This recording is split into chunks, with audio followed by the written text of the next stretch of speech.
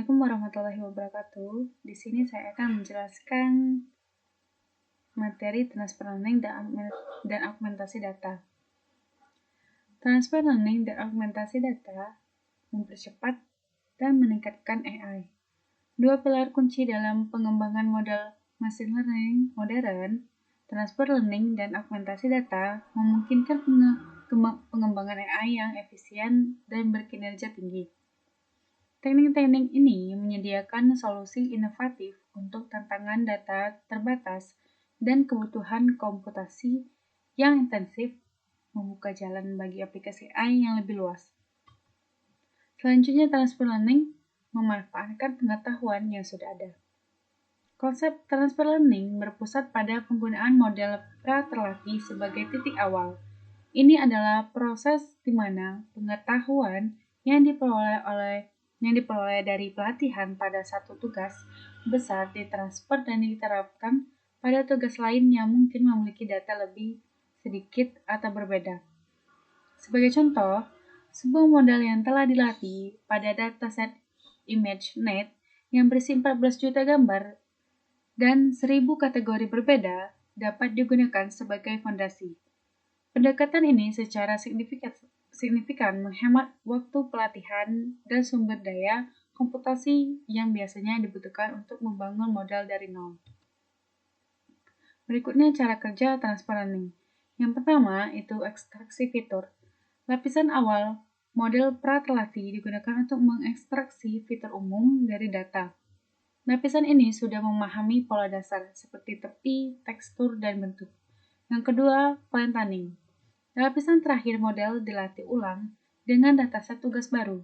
Ini memungkinkan model untuk menyesuaikan fitur yang diekstraksi ke kelas atau target spesifik yang diinginkan. Model populasi seperti ResNet 50 dengan 50 lapisan, VGG 16, dan BART untuk pemrosesan bahasa alami sering digunakan dalam transfer learning. Pendekatan ini dapat meningkatkan akurasi model sebesar 5-15% dibandingkan dengan pelatihan model sepenuhnya dari awal. Berikutnya manfaat transfer learning. Yang pertama, efisiensi waktu. Mengurangi waktu pelatihan secara drastis dari hitungan minggu menjadi hanya beberapa jam atau bahkan menit, tergantung pada ukuran dataset dan kompleksitas tugas. Yang kedua, data lebih sedikit. Memungkinkan pengembangan model yang akurat hanya dengan ratusan sampel data, alih-alih ribuan atau jutaan yang biasanya dibutuhkan. Yang ketiga, kinerja superior. Model yang menggunakan transfer learning seringkali melampaui kinerja model yang dilatih dari awal, terutama pada dataset berukuran kecil. Yang keempat, mengurangi ketergantungan pada komputasi tinggi. Dengan memanfaatkan model pra-terlatih, kebutuhan akan sumber daya komputasi yang sangat besar selama fase pelatihan awal dapat diminimalisir. Berikutnya, augmentasi data. Memperluas dataset secara buatan. Augmentasi data adalah teknik penting untuk memperluas dataset pelatihan secara buatan dengan menciptakan variasi baru dari sampel yang sudah ada. Tujuannya adalah mengatasi kelangkaan data yang sering terjadi dan meningkatkan kemampuan generalisasi modal. Dengan memperkenalkan variasi baru, augmentasi data secara efektif mencegah overfitting, di mana model menjadi terlalu spesifik pada data pelatihan dan gagal berkinerja baik pada data baru. Ini juga meningkatkan ketahanan model terhadap variasi input dunia nyata yang tidak terduga, menjadikannya lebih robust. Berikutnya teknik augmentasi data. Yang pertama itu gambar. Rotasi 10 derajat, balik horizontal atau vertikal, zoom kurang lebih 20%, perubahan kecerahan 15%, warna acak, pemotongan acak. Yang kedua teks. Penggantian sinonim, sisipan atau penghapusan kata acak, misal 5-10% token, perubahan urutan kata, penambahan noise karakter. Yang ketiga itu suara. Penambahan noise latar belakang, pergeseran pitch atau kecepatan, perubahan volume, dan time stretching. Teknik-teknik ini secara rata-rata dapat meningkatkan akurasi modal sebesar 2-7% dan secara signifikan meningkatkan robustitas model terhadap variasi data yang berbeda. Berikutnya kekuatan sinergis transfer learning dan augmentasi data bersama. Ketika transfer learning dan augmentasi data digunakan secara bersamaan, model menciptakan sinergi yang sangat kuat dalam pengembangan AI. Transfer learning menyediakan fondasi fitur yang sudah kuat dan teruji dari model pra-terlatih. Kemudian, augmentasi data menyesuaikan model tersebut lebih lanjut dengan domain spesifik yang Anda miliki. Bahkan jika dataset Anda kecil atau menengah, kombinasi ini sangat ideal untuk skenario di mana data terbatas. Sebagai studi kasus, teknik ini terbukti sangat efektif dalam pengembangan sistem diagnosis medis, di mana data pasien seringkali langka dan sulit didapat. Kita lanjutkan langsung ke codingannya. Codingan ini digunakan untuk klasifikasi gambar menggunakan metode transfer learning, yaitu teknik memanfaatkan model yang sudah dilatih sebelumnya untuk menyelesaikan tugas baru. Dalam hal ini, klasifikasi gambar dari dataset pengguna sendiri. Model yang digunakan adalah MobileNet V2, model CNN ringan dan cepat, cocok untuk deployment dan research terbatas. Yang pertama, import library. TensorFlow dan Keras digunakan untuk membangun dan melatih model deep learning. MobileNet V2 diimpor dari Keras karena akan digunakan sebagai model dasar.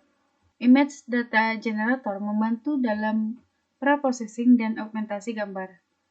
Pre-process input menyesuaikan format gambar agar sesuai dengan yang diminta oleh MobileNet V2. Yang kedua, augmentasi dan pre-processing data. Gambar diproses terlebih dulu menggunakan fungsi pre-processing input dari MobileNet V2. Dataset dibagi menjadi dua bagian, 80% untuk training dan 20% untuk validasi. Yang ketiga, load dataset gambar. Dataset gambar diambil dari folder data_UAS di Google Drive. Gambar otomatis di-resize menjadi 224 x 224 pixel, ukuran standar input MobileNet V2. Class mode kategorikal berarti klasifikasi dilakukan terhadap lebih dari dua kelas atau multi-kelas. Selanjutnya, pada bagian ini, mengambil MobileNet V2 yang sudah dilatih di dataset besar ImageNet. Bagian ini berarti bagian output asli model tidak digunakan, akan diganti dengan layar baru. Pada bagian ini, agar bobot MobileNet tidak ikut dilatih ulang, ini mempercepat training dan menghindari overfitting. Pada bagian ini, mengubah output MobileNet V2 menjadi vektor satu dimensi. Dropout 0,5 membuang 50% neuron secara acak saat training, mencegah overfitting. DENS 128 adalah layer hidden baru dengan aktivasi relu. Layer terakhir menggunakan softmax karena ini klasifikasi multi-kelas. Pada bagian ini, optimizer Adam dipilih karena cepat dan stabil. Categorical cross entropy digunakan karena targetnya berupa one hot encode label. Pada bagian ini, model dilatih selama 10 epoch. Proses pelatihan dicatat dalam variabel history yang menyimpan akurasi dan loss dari data training dan validasi. Pada bagian ini dapat kita lihat visualisasi akurasinya. Menampilkan grafik akurasi pelatihan dan validasi terhadap jumlah epoch. Dari grafik ini bisa dianalisis apakah model overfitting atau underfitting.